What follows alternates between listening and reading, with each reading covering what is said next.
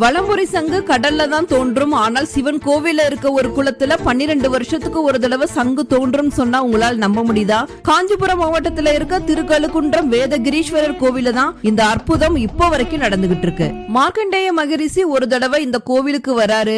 சிவபெருமான அபிஷேகம் பண்றதுக்கு பாத்திரம் இல்லையே அப்படின்னு சொல்லிட்டு வருந்தி இங்க இருக்க குளக்கரையில போய் அமர்ந்திருக்காரு. அப்போ பெரியதொரு வலம்புரி சங்கு இந்த குளத்திலிருந்து மேலிருந்து அவர் அருகே மிதந்து வந்தது.